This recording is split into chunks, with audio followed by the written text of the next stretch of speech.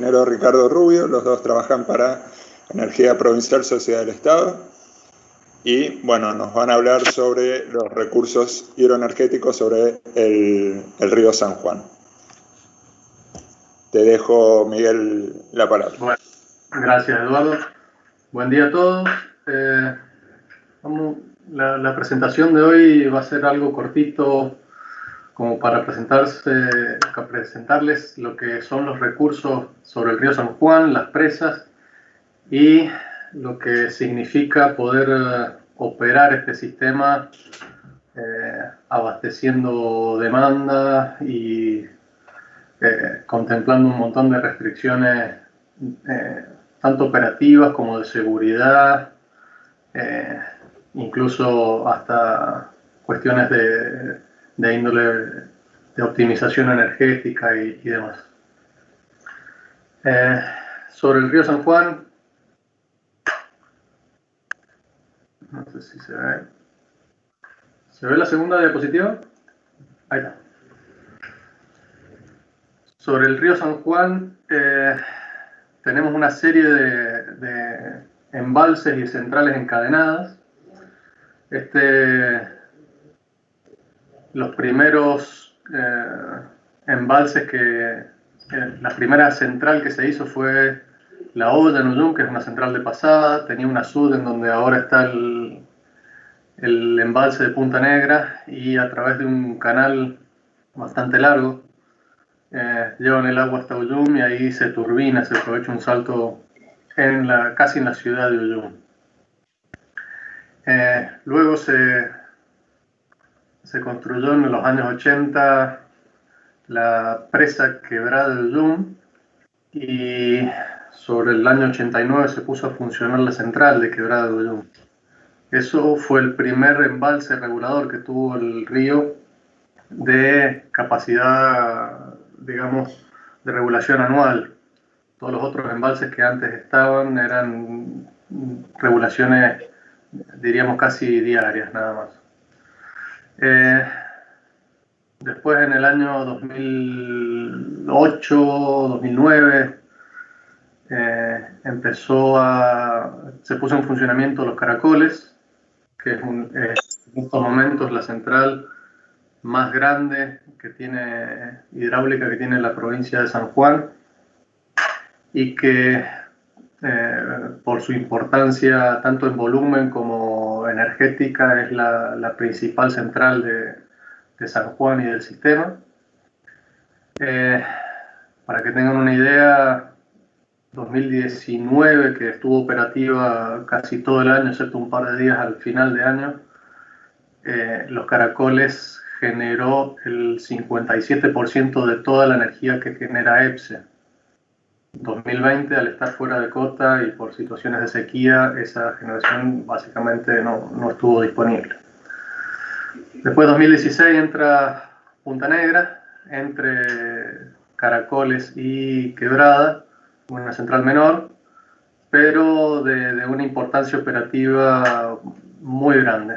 Muy grande en el sentido de que tiene el riego asociado justo abajo de ella, tiene que manejar los caudales que se envían a la olla, y a través de ese canal de aducción que tiene la olla, tiene la tarea de regular caudales por el río, un río que en general tiene muy poco caudal o incluso seco entre lo que es la central Punta Negra y Quebrada. Y a futuro va a tener más importancia operativa, porque ahí abajo de esa central va a estar ubicada una planta de tratamiento nueva, grande, de la cual va a salir un acueducto que va a abastecer de agua potable a la ciudad. Por último, tenemos un embalse que es el Tambolar, que actualmente está en construcción.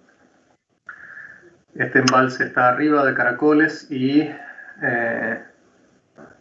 si bien no es tan grande, va a tener una importancia sustancial en lo que hace a proteger, tanto operativamente como de bajada de de materiales sólidos al embalse de los Caracoles, que es en definitiva, como les decía, un embalse muy importante dentro del sistema. Vicky, ¿puedes bajar un poco la propaganda? ¿Cómo?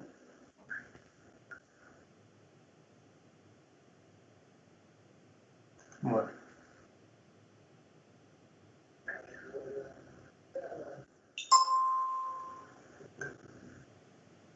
Sí, vamos a ver.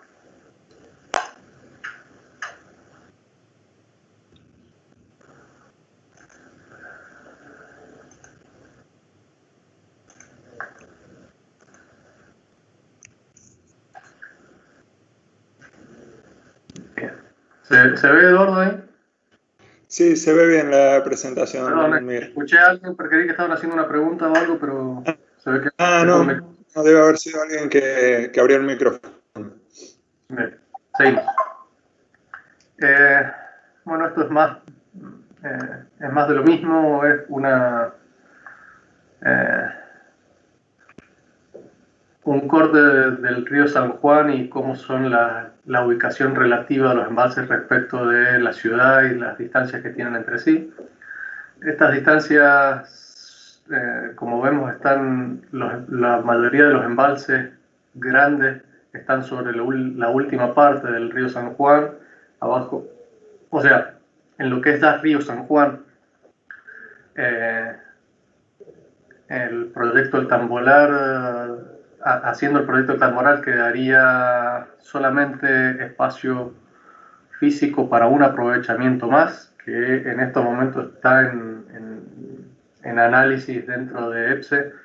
En particular, ahora se está analizando distintas alternativas para la ubicación de esa presa ahí, que están variando entre el kilómetro 98 al kilómetro 104. Una vez hecha esa otra presa, ya no quedaría más espacio físico para aprovechar con embalses el río San Juan. Bueno, como les decía, estos son los aprovechamientos del río San Juan. Un repaso. El último que no hablamos nada es el Horcajo. El Horcajo es un proyecto no sobre el río San Juan en sí, sino sobre el río Los Patos.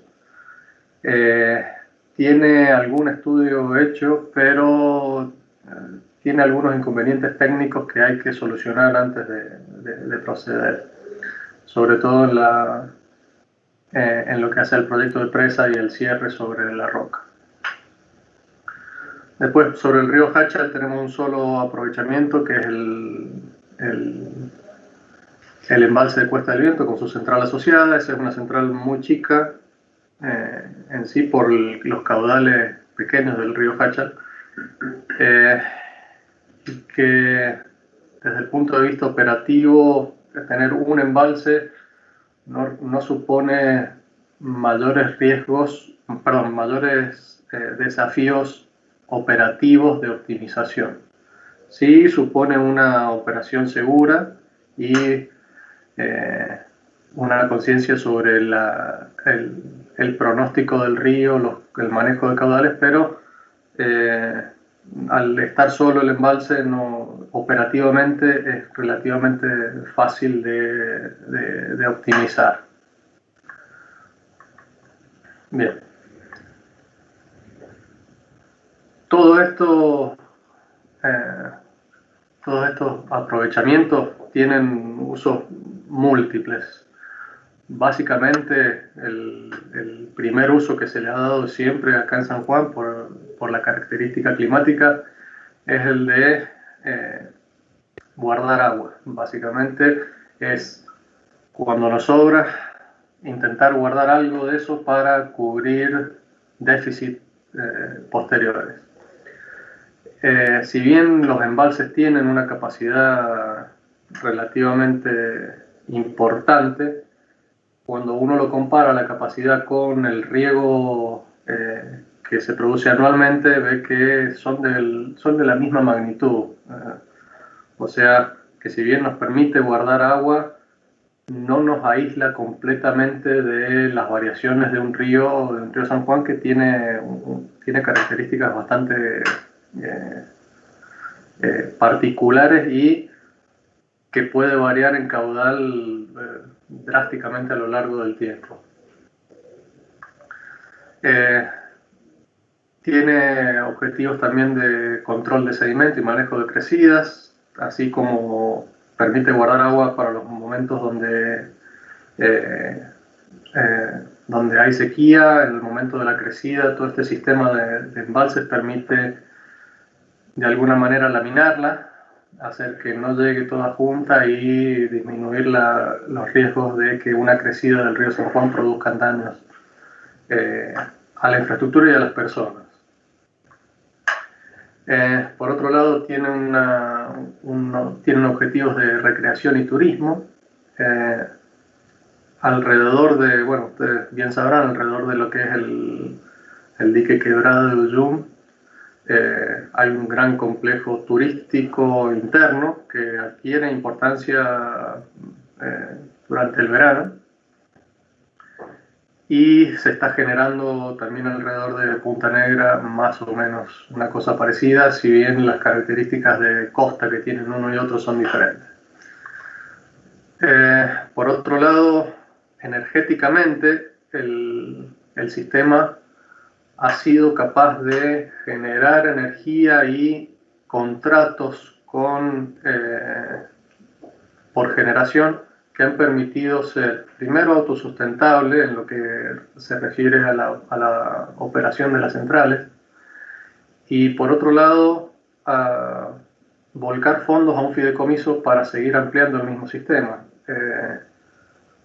Caracoles pudo generar con los contratos y la generación monetaria, digamos, pudo aportar un fideicomiso que permitió que se haga Punta Negra. Ese mismo fideicomiso se amplió para el Tambolar, y desde el punto de vista del sistema ha sido una forma, digamos, elegante y autosustentable de poder generar nuevos emprendimientos.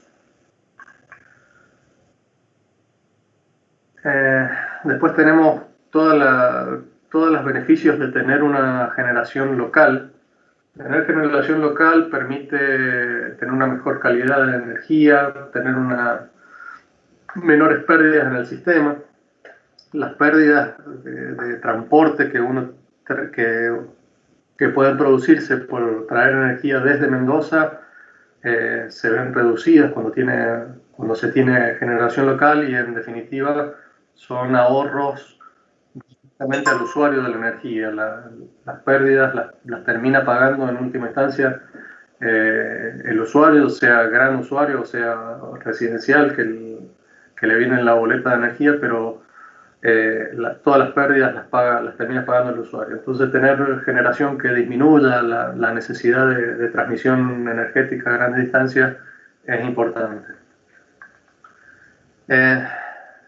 Y de la misma forma que se disminuyen las pérdidas de energía, también tener generación local disminuye contingencias y salidas de servicio o, digamos, apagones locales por falta o falla en las instalaciones de transmisión. Bueno, acá se nos coló la generación solar, esta otra presentación, pero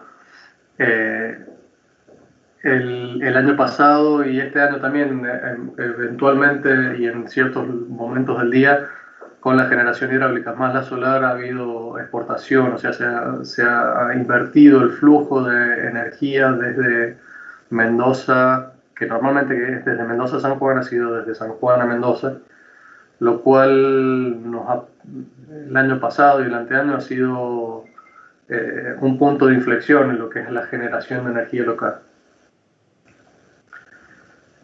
Bueno, un poco de datos, lo que les estaba comentando al comienzo.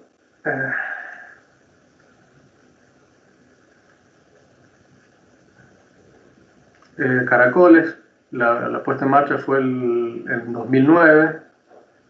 Se empezó, en realidad esta obra se había empezado en el año 98 bajo un esquema de contratación diferente.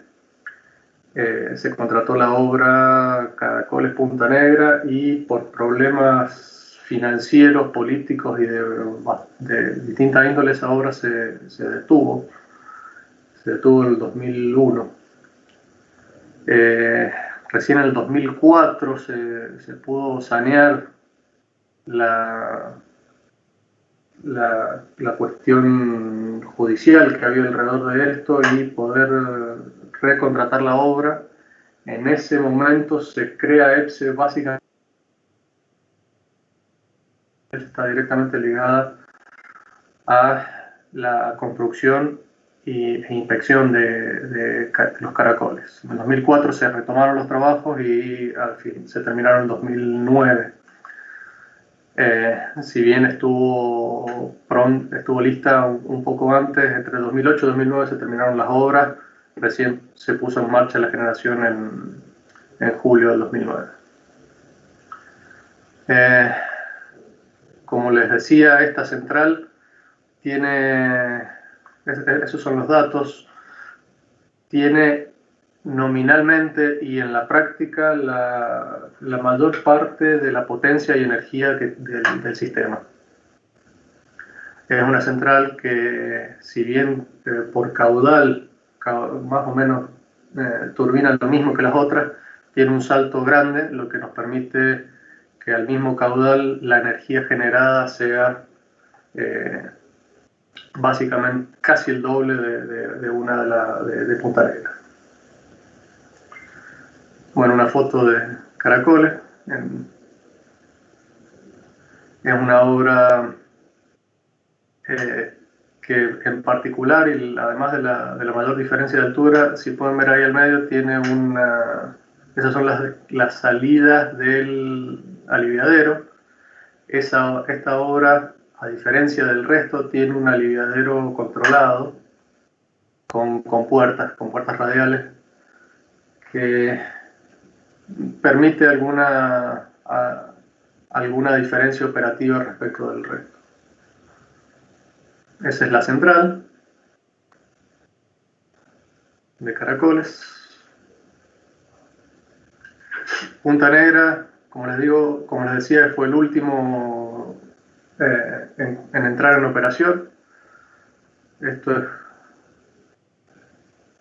Entró en operación en el 2016 y es operativamente la central de mayor importancia en el sistema de riego. Ya les voy a explicar exactamente por qué. Energéticamente no es lo mismo que Caracoles. Tiene una energía media anual bastante menor. Es menos de la mitad, pero desde el punto de vista operativo es la más importante. Eso es lo que era la SUD de Punta Negra antes de la construcción. Y estas son fotos durante la construcción de la presa. Si pueden ver ahí abajo no sé si ven el mouse, pero bueno, abajo a la derecha se ve lo que era la SUD. Sí se ve, Miguel. Bien.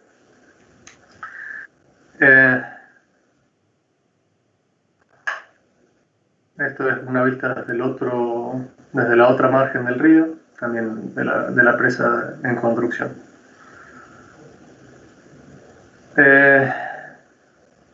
Después tenemos Quebrada de Ulúa.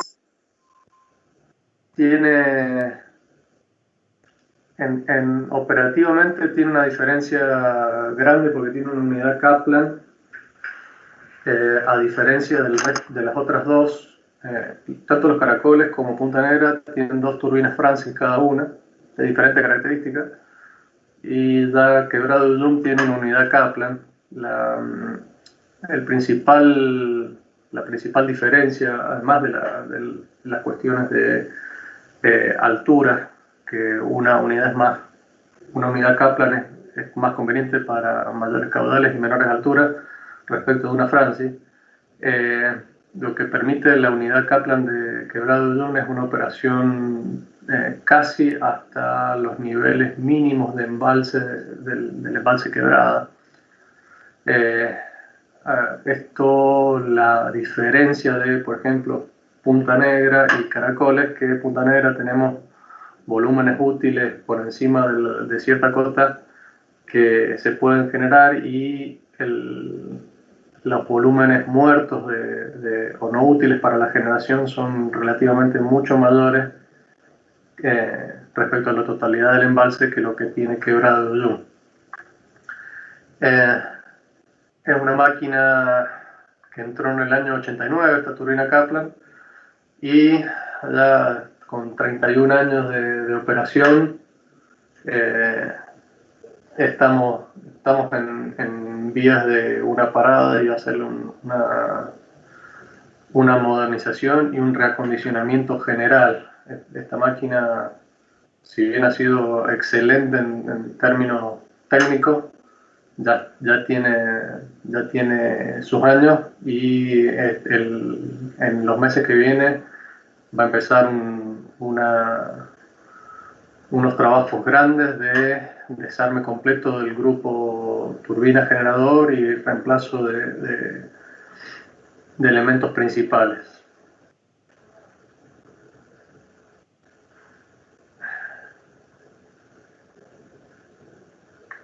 Una foto de Quebrada. Bien, vamos a las situaciones operativas que uno normalmente encuentra en el río San Juan. En modo general, hay tres situaciones. Que me sobre agua, básicamente el agua que viene por el río es mayor a la que puedo almacenar y distribuir para riego y consumo. Esa es una operación de crecida, es una operación con el foco puesto en la seguridad de las instalaciones y de las personas abajo de las centrales. Después tenemos una operación de optimización de objetivos. En ese tipo de operación el agua no me está sobrando. El agua que viene durante un año por el río puede alimentarme completamente la demanda que yo tengo de riego y consumo, y además tiene dentro de ciertos límites diferencias respecto de esa demanda que me permiten manejarla con los embalses. ¿Sí? Básicamente durante esa operación se presenta día a día un dilema operativo, una decisión de si la demanda es mayor instantáneamente que el suministro de agua por el río. De los embalses tiene que salir agua, o sea, tengo que hacer una complementación a los caudales que vienen por el río para completar la demanda, y la decisión es no tanto cuánto sacar, porque eso es más o menos sabido en forma instantánea, sino de dónde, o sea, de cuál de los tres embalses sale ese metro cúbico que está faltando para suministrar la demanda. Esas serían decisiones de balance instantáneo negativo, y como les digo, si bien tenemos pronósticos que uno puede prever y programar con cierta anticipación, tiene que tener en claro de dónde van a salir los metros cúbicos, los hectómetros cúbicos que faltan para completar. De la misma forma, cuando sobra agua, el agua que viene por el río es instantáneamente mayor a la que se está erogando para riego y consumo. La decisión es en cuál de los embalses dejo ese hectómetro cúbico adicional. Tiene mucho que ver con la generación de energía. Si yo la dejo en el primer embalse, no genero nada, pero básicamente estoy aumentando la cota, lo cual los caudales que vengan posteriormente van a tener más energía en ese mismo embalse. O se puede directamente pasar a uno de los embalses inferiores, generar en el embalse superior y aumentar la cota en los inferiores. Todo esto dentro de las restricciones tanto de cota, operativas, caudales que tiene el sistema.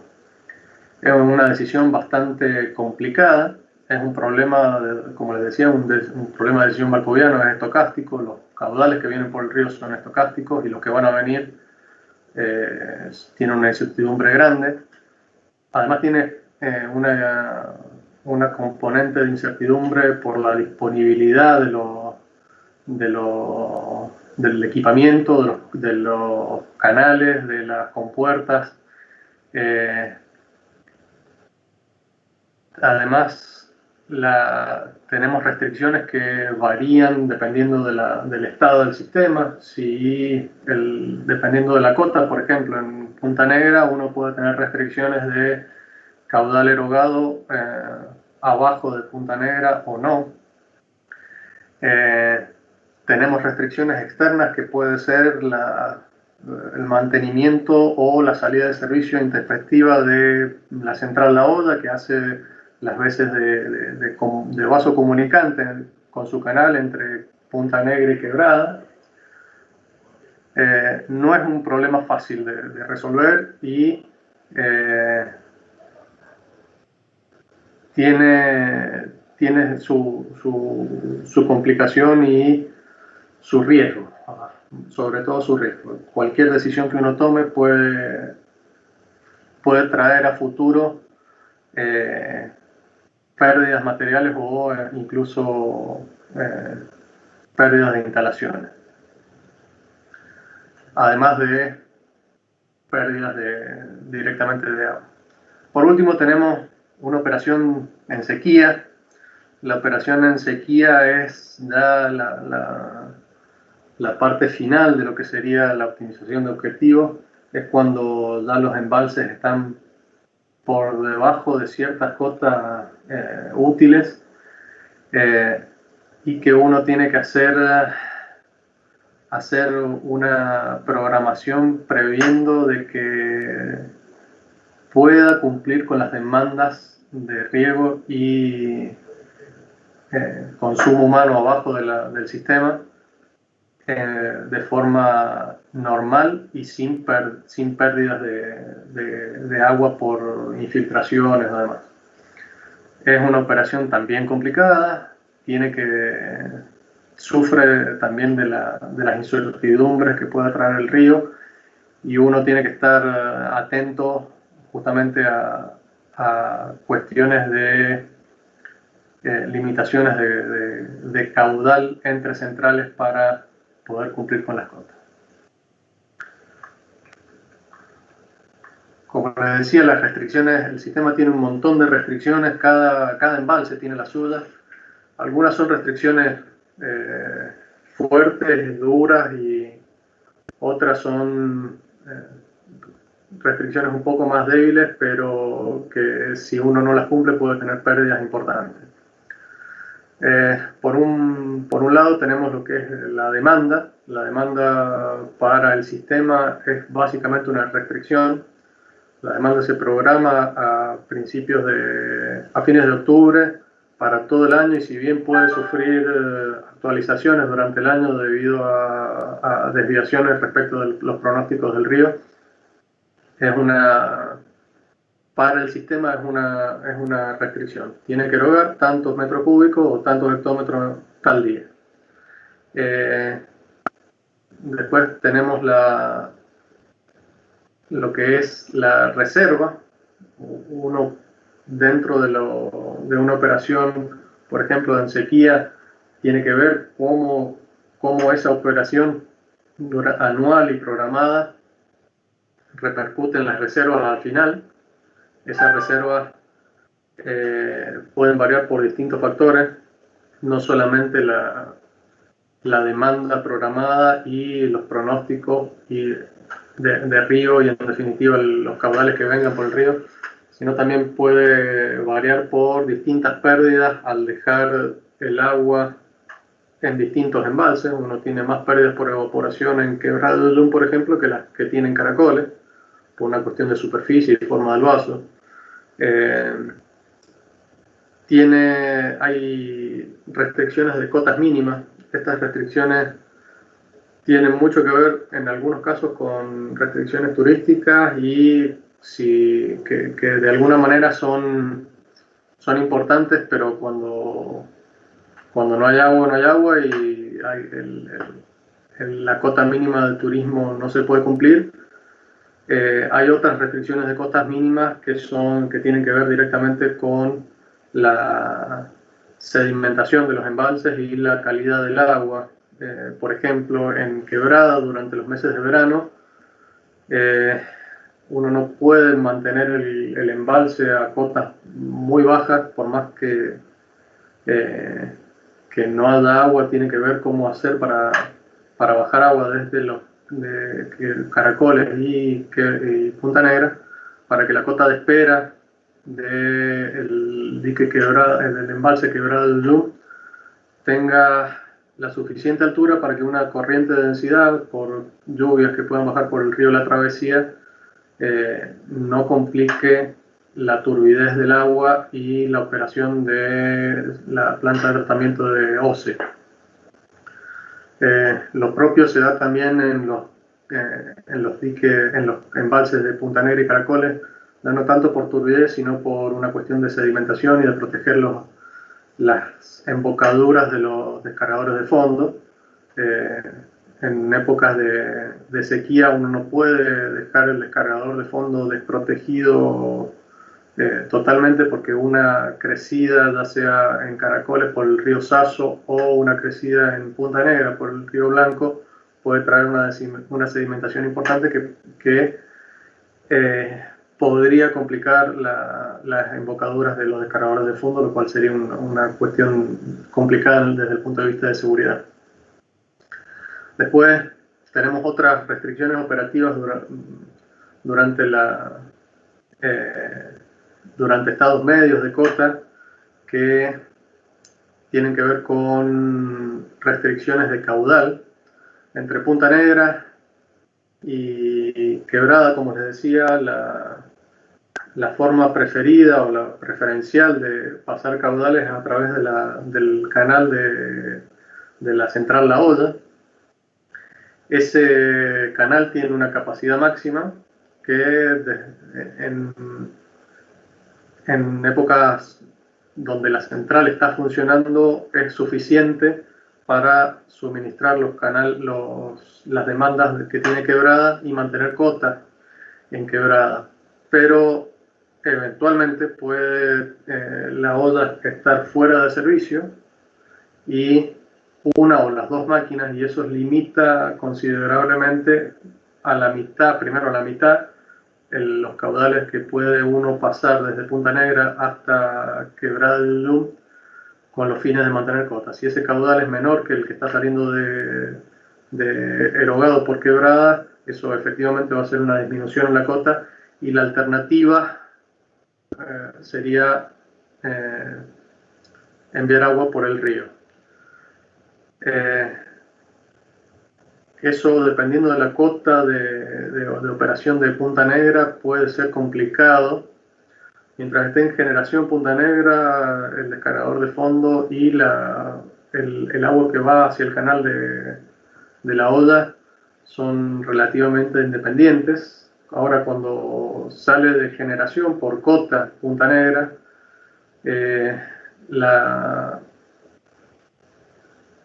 provisión de agua a La Olla se hace a través de una desviación en lo que es la salida del descargador de fondo, y ese desvío del descargador de fondo es un desvío, digamos, alternativo. O se manda a los canales o se manda por río.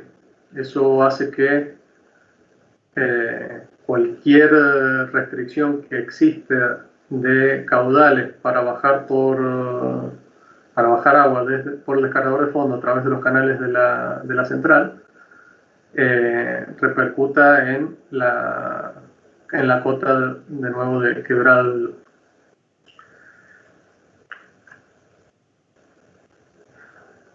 Sí. Como les decía, bueno, esta es una serie histórica de los ríos, del río San Juan, ya la habrán visto. Es un río muy variable. Esta no está filtrada, tiene todos los registros que se han tomado desde el 2009 hasta el 2018. Y como ven, es un río que tiene picos y un comportamiento bastante extremo. Esto es lo que pasó en el periodo 17-18. Lo que se pronosticó es lo que está aquí a la izquierda, y lo que realmente pasó es lo que está acá al medio. En ese año en particular tuvimos un déficit de 86 hectómetros cúbicos, lo cual es un déficit grande, y es lo que se va manejando en época de sequía. Cada 15-20 días se va reviendo la operación y los programas operativos para poder cubrir estos déficits que uno no los tenía en cuenta durante el pronóstico. De todas formas, al principio de periodo siempre se hace una simulación con el valor central de cómo operarían las centrales, y se comprueba que sobre el límite inferior también sea posible. Esto es referido a que no se tomen decisiones basadas solamente en el valor central que no me permitan manejar valores menores y que no le permita al sistema erogar los caudales que son necesarios de demanda. Bien. Como les decía, la operación en crecida tiene mucho que ver con lo que es la seguridad de las instalaciones y las personas abajo. La operación durante crecidas tiene que prever, antes de la crecida, estar en condiciones de poder manejarla. Esto tiene directa relación con el mantenimiento de los órganos de erogación, el mantenimiento de las centrales, la puesta a punto de todos los sistemas, los backups que son necesarios, tanto energéticos como de personal ante una contingencia. Tiene una correlación directa también con el sistema eléctrico. Cuando viene una crecida, hay que coordinar directamente con el sistema eléctrico para que todas las centrales sean despachadas y el máximo posible, para poder erogar también los caudales por máquina de forma continua, y el sistema eléctrico tiene que estar preparado para eso. Estamos hablando del sistema eléctrico provincial y nacional a su vez. Y requiere una coordinación con el Departamento de Hidráulica y Defensa Civil por los caudales que uno espera abajo del sistema, básicamente saliendo de Quebrado de Lum y entrando a Dique Ignacio de la Rosa y en el río.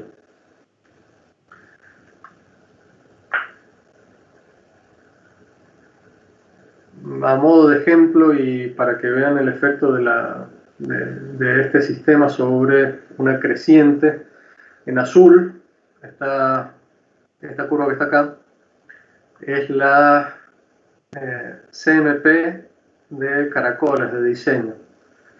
En rojo, el eje inferior está en horas, no sé si se ve bien, y el eje está en metros cúbicos por segundo. En rojo se puede ver lo que es la salida de Caracoles, o sea, como Caracoles con una cota de espera, ¿te acuerdas que era acá? 1110. 1110 puede bajar los caudales de una creciente y reducirlos drásticamente. Eso hace que tanto las instalaciones aguas abajo como las personas estén en una situación de menor riesgo. En verde vemos lo que es la salida de Punta Negra y en negro vemos lo que es la salida de Quebrada. Se ve el retardo que tiene esto entre el pico de la crecida por el río y los diferentes picos a las salidas de las centrales. Miguel, te interrumpo un segundo, porque no llego a ver ahí. Esa crecida es la 100 milenaria, ¿serían los 5.700 o son los 3.200 de...? 5.700. ¿Y cuánto es lo que terminaría erogando Quebrada en ese caso? Quebrada está sobre los 2.250 más o menos.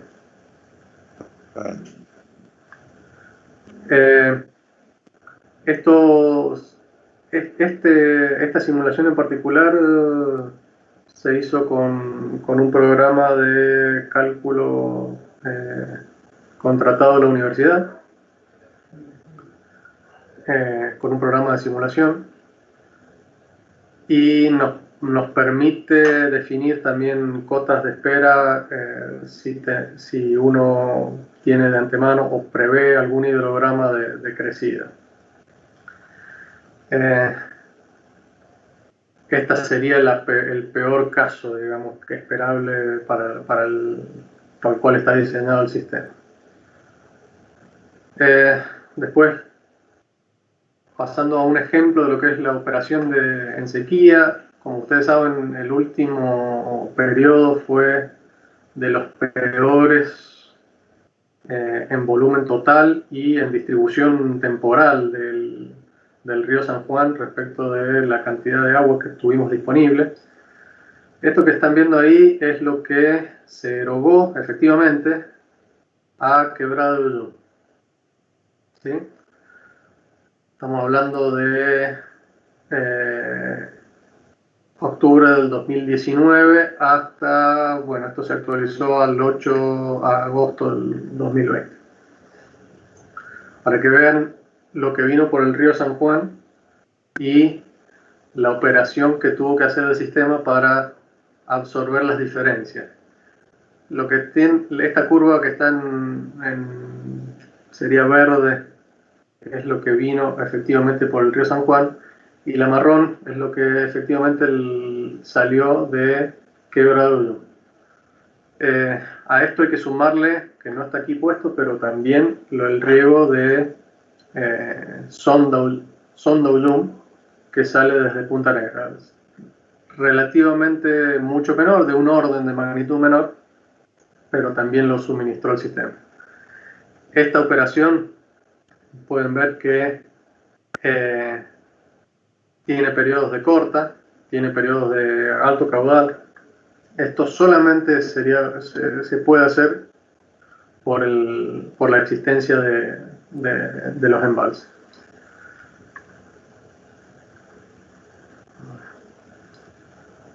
Y a modo de ejemplo les muestro lo que sería un manejo de embalse que contempla el año pasado y este año. No es el real, pero era uno de los escenarios que nos habíamos planteado el año pasado. Este es un escenario donde al sistema de simulación nuestro se le dan los volúmenes objetivos, esto que están viendo en naranja, ¿sí? Son los objetivos que uno quiere que el sistema cumpla. Como verán, Caracoles tiene un objetivo de 250 hectómetros cúbicos parejo, pero... buen día, doctor. Sí. Entraron una salud. El sistema de simulación del cual disponemos, uno le pide los objetivos y con el agua disponible que uno espera por pronóstico y las demandas programadas, además de tener en cuenta todas las restricciones, da un resultado de cómo variarían los caudales siempre y cuando sea posible hacerlo. En este ejemplo de acá, lo que ustedes están viendo es en rojo la variación en volumen del volumen embalsado en caracoles. En rojo, esta línea roja recta es el mínimo de generación de caracoles. En gris es lo mismo para Punta Negra, con el mínimo de generación para Punta Negra. Y en negro para Quebrada. Esta programación tiene dos partes, este gráfico, hasta esta línea de acá, ¿sí? Son volúmenes medidos directamente, y a partir de esta línea de acá son por los volúmenes proyectados, ¿sí? Con las restricciones del sistema, cuáles son las restricciones de caudal, de cota, de mantenimiento, de pérdidas, todas las restricciones visibles del sistema, y los pronósticos de río, que se está manejando al momento, y la demanda requerida, tanto en Quebrada como en Punta Negra. Como les digo, en Punta Negra la demanda es menor, pero se tiene en cuenta. Si ustedes ven acá, y de vuelta esto es solamente a modo de ejemplo, esta simulación tenía en cuenta unos volúmenes de río bastante menores a lo que era la demanda. Como pueden ver, Caracoles en estos meses debería vaciarse, ¿sí? Para intentar cumplir, vamos a volver a la anterior,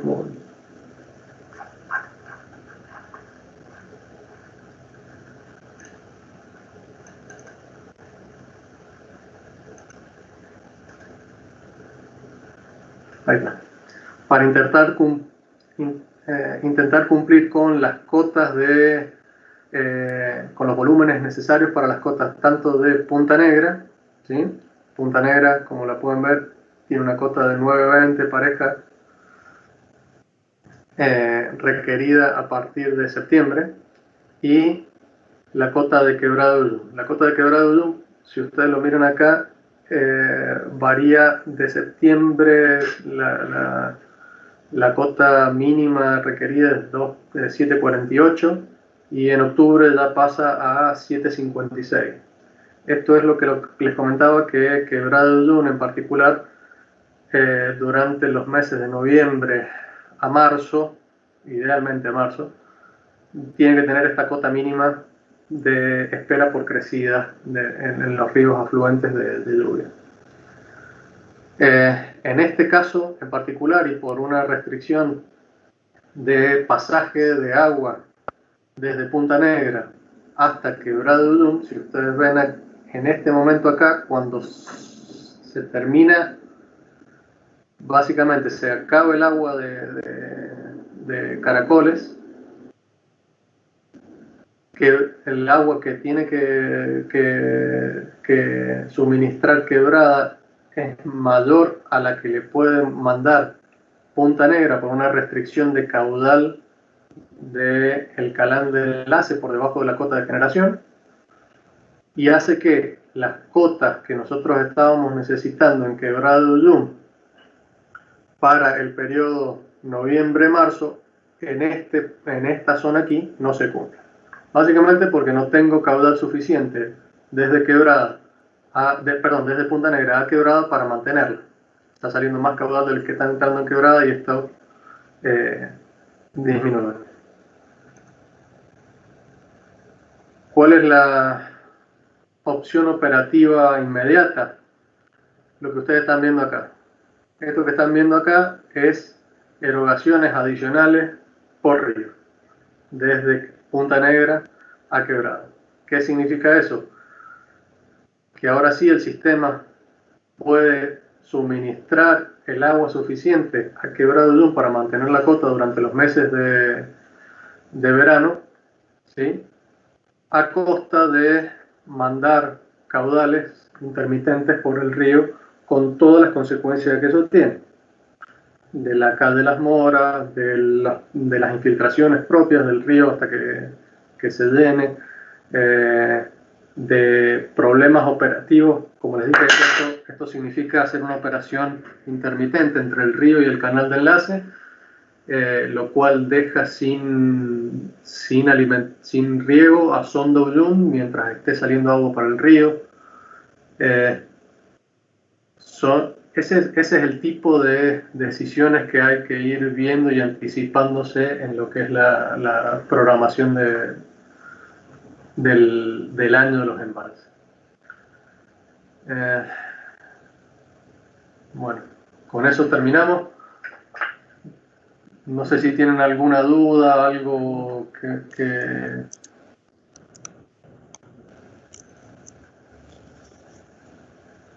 Miguel, muchas gracias por la presentación, en primer lugar, muy interesante. Yo tengo algunas consultas, no sé si los chicos tienen micrófono o si no pueden hacer alguna consulta por el chat. Yo mientras te voy haciendo unas consultas. ¿Tienen alguna hipótesis respecto de la diferencia entre lo pronosticado y lo aforado? ¿A dónde está esa diferencia? En el año que mostrabas de ejemplo, por ejemplo, en el 2017. Sí, a ver, hay un montón de variables respecto de lo que es el pronóstico y lo que en realidad termina pasando.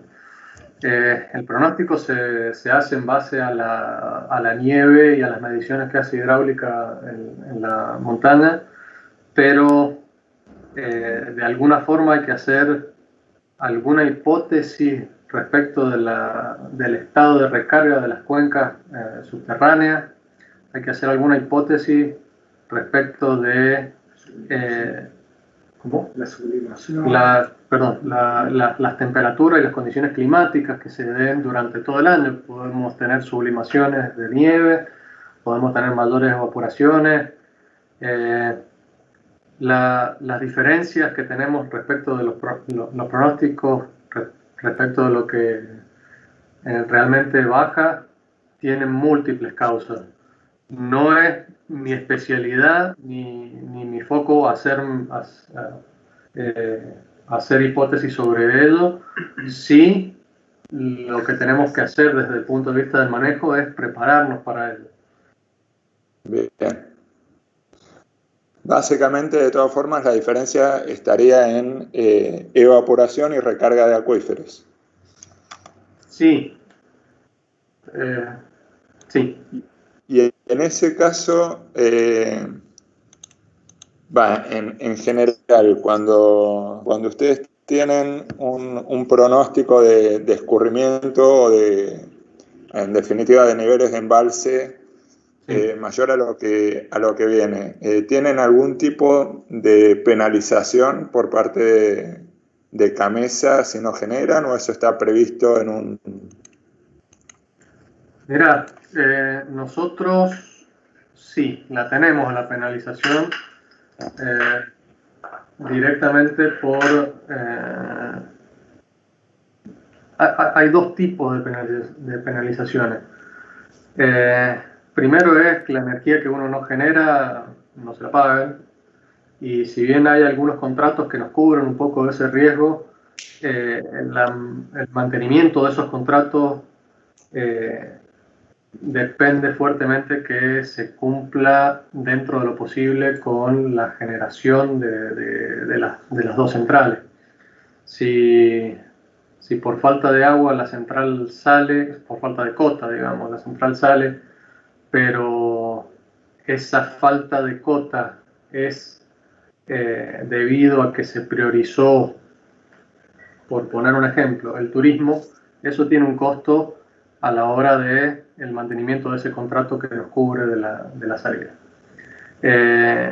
directamente la energía no generada no entra, no se paga y no hay beneficio económico para la provincia en definitiva. De todas formas, CAMESA sabe y de antemano la situación de cómo viene el pronóstico, de cómo viene la operación y más allá de estas penalizaciones que te digo que son intrínsecas, si no generas no te pagan cierta parte, los contratos se han estado manteniendo por la apertura franca que se ha hecho respecto de los caudales menores a los necesarios para mantener cota, digamos. No sé si responde tu pregunta. Sí, perfecto, está muy claro. Te hago una última consulta y después no sé si los chicos tendrán... ustedes tienen el EPSE, tiene el manejo de todas las centrales excepto de La Olla. Sí. ¿Qué tipo de restricciones tienen en la operación de Punta Negra al momento de restricciones contractuales con AES? Si ustedes quisieran generar más de 70 metros cúbicos por segundo en Punta Negra, que no lo pueden pasar por La Olla, ¿ustedes lo pueden hacer con libertad? ¿Lo tienen que consultar antes? ¿Cómo es el manejo? Mira, el manejo con La Olla es siempre consensuado normalmente y ellos entienden, tanto como nosotros entendemos, la situación, más allá de los compromisos contractuales.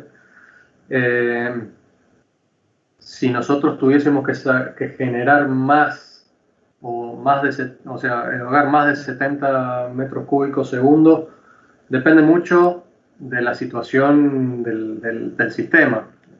Si en el sistema estamos en una operación en crecida o sobrando agua, en definitiva, eso no, a la central de La Olla casi que no le importa. Diferente sería que cortemos el agua hacia ello y la tiremos por el río. Eso sí tiene que estar de acuerdo La Olla, tenemos que ponernos en sintonía para explicar por qué y los motivos por los cuales no se les puede mandar el mínimo, por ejemplo. De la misma forma, La Olla, cuando hace mantenimiento de grupos, cuando hace mantenimiento eléctrico, y debido a una cuestión de que el pozo Torbellino que tiene La Olla no lo pueden mantener a caudales constantes durante mucho tiempo. El pozo Torbellino, para el que no sabe, es un bypass de la central que permite pasar agua desde el canal hacia la restitución de la olla sin hacer generación. Ese pozo Torbellino no puede estar operativo más de un par de horas. Entonces, efectivamente, cualquier mantenimiento de la central, tanto eléctrico como hidráulico de ellos, repercute en la posibilidad de enviar caudales desde Punta Negra a Quebrada.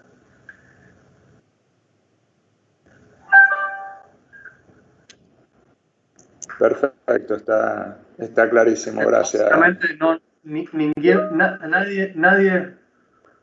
nadie fuerza a nadie, nos ponemos de acuerdo.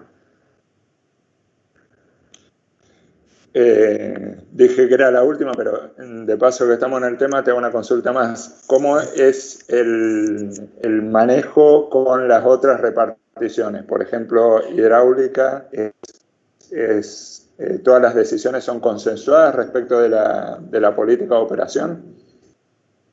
Mirá, lo que... Eduardo, Sí.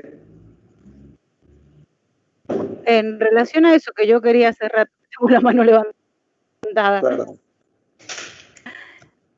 ¿Qué hace la demanda? Porque se habla mucho de la operación, pero no se sabe si es una demanda fija, flexible, si se establecen criterios. Se cortó. Sí, se cortó el audio de Marta.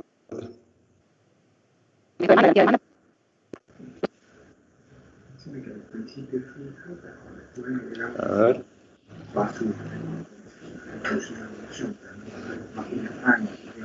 ¿Me escucharon? Sí. No se escuchó la pregunta, se te cortó la mitad, Marta. Problema de conexión. No sé si la querés repetir, ahora se está escuchando mejor.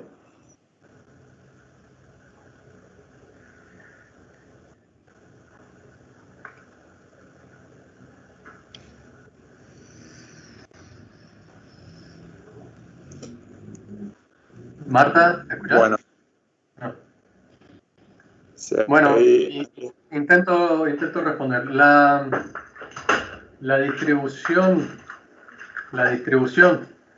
que se hace del año tiene mucho que ver con, primero, el estado del sistema, cuánta agua habría disponible para déficit, ¿sí? Dale saludo a Eduardo y a la gente que está en la charla. Walter les manda saludos, Eduardo. Un saludo. Hola hermano, ¿cómo andas? Para que Muy bien. Está la imagen. Para que ponga la imagen, ¿no? Han hecho un buen cambio con el expositor, ¿no? Hola, Cacho, ¿cómo estás? Hola, Edu. Han hecho un buen cambio con el expositor, ¿no? Estamos bien, estamos muy bien. Sí, mejor que antes. Bueno, listo. Y te liberamos. Ah, sí, no hay problema. Suficiente, Un abrazo. Suficiente problema tiene el Walter, ¿no? Nos vemos. Hasta luego.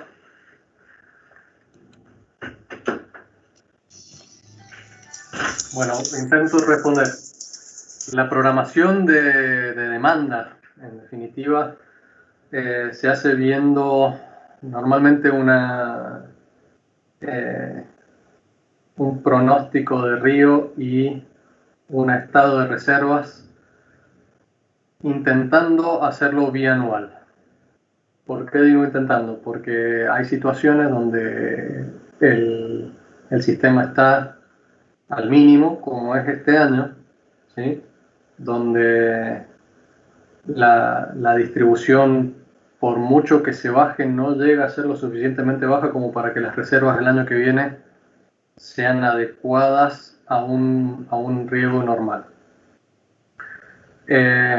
Las decisiones de erogación se toman básicamente en una comisión, si bien el departamento de hidráulica es el que está encargado de hacer esa distribución y de coordinarlo con las juntas de riego y, en definitiva, definir los caudales mes a mes y los días de corta que se van a programar. Esa distribución,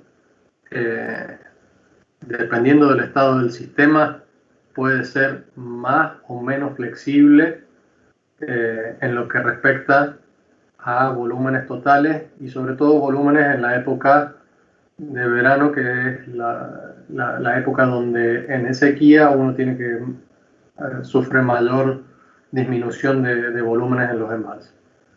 Hay situaciones operativas que el sistema no puede suministrar esa demanda tal cual la propone hidráulica y eso se tiene que tener en cuenta y se hace.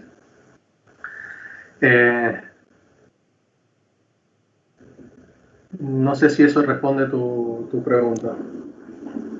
Sí, estaría claro, y un poco que era la pregunta de Marta, que me llamó por teléfono y me la transmitió, es ¿quién define la demanda para el sistema de... ¿Quién define la demanda de riego? Se la define hidráulica y se la define como un caudal fijo o como unas bandas de aceptabilidad No, el caudal de hidráulica es fijo, más allá de que tenemos reuniones periódicas para revisarlo, para intentar adecuar esa demanda lo más posible a la situación operativa del sistema. En estos años de sequía, como ha sido la temporada pasada, esta temporada, la demanda, si bien la pasa hidráulica de forma fija, tendría ciertos márgenes de maniobra en el caso del sistema para poder desplazar volúmenes o cambiar volúmenes, siempre a costo de algo, ¿no? Mayor bombeo, si son mayores caudales en algunos días, son días de corta en otros. Siempre hay un trade-off ahí que entre las variaciones que uno puede hacerle a la programación original. De todas formas, como te digo, lo que pasa hidráulica son caudales fijos mínimos que son en definitiva los que se acuerdan con las juntas de riego. Bien, bien, perfecto. Tenemos una última pregunta de uno de los chicos, un poco relacionado con lo mismo, ¿no? Pregunta respecto del turismo y de la comparativa del turismo versus generación de energía, cómo se define. Mira, la prioridad lo da la ley, pero en la práctica se da que se pone todo sobre la mesa, básicamente. En estos momentos en sequía, la primera prioridad, te diría, y en todo momento, es el consumo humano, ¿sí? Poder darle agua a OCE. Después, lo que sería la distribución de agua para riego, siempre y cuando sea posible dentro de los límites operativos del sistema, que eso es lo que les comentaba recién, que puede pasar que el sistema entre en un estado de operación donde es perjudicial porque se pierde agua por infiltración, por tirar agua por el río desde Punta Negra. En estos momentos, y como están los embalses, la generación de energía te diría que es la última por una cuestión de que no hay agua, o sea, las cotas de generación están al mínimo en Punta Negra, está al mínimo en Quebrada, Caracoles, para suministrar el agua de consumo y de demanda de riego va a salir el mes que viene. Entonces, la prioridad se da en el marco de la situación, ¿sí? Actualmente la prioridad de energía del sistema está desplazada por una cuestión de falta de agua.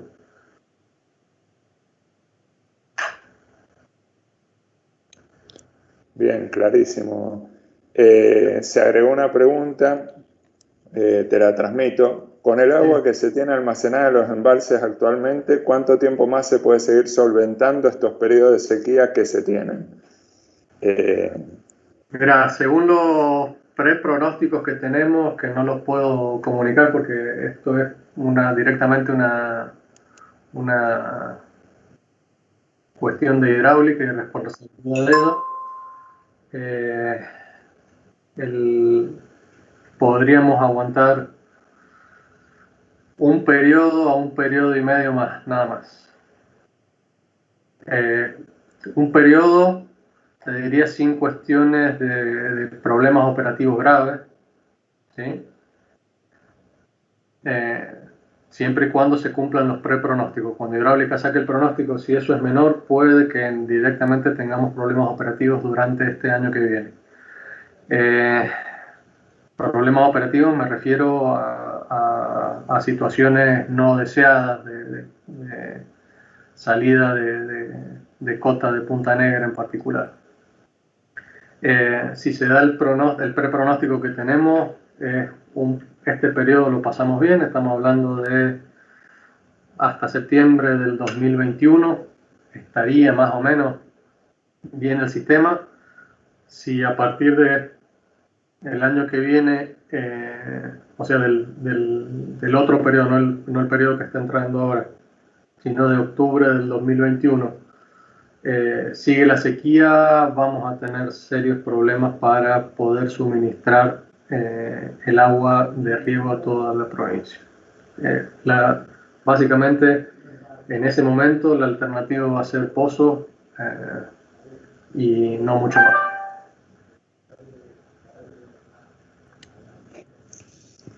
Bueno, perfecto, Miguel, está muy claro todo. Enciendo la cámara. Te agradezco muchísimo, le agradezco también a Ricardo que estuvo ahí, en nombre del Departamento de Ingeniería Civil y de las cátedras de Gestión del Agua y Obras Hidráulicas y Portuarias. Han estado los alumnos ahí conectados. Muy claro todo, muy interesante. Y bueno, queda el panorama, esperemos que mejore en los años próximos. Pero bueno, veremos qué pasa. De nuevo, un agradecimiento muy grande de todo el personal de cátedra y te transmito también desde ya el agradecimiento de los alumnos por tu tiempo. Bueno, muchas gracias, Eduardo. Muchas gracias. Nos estamos viendo. Chao, hasta luego.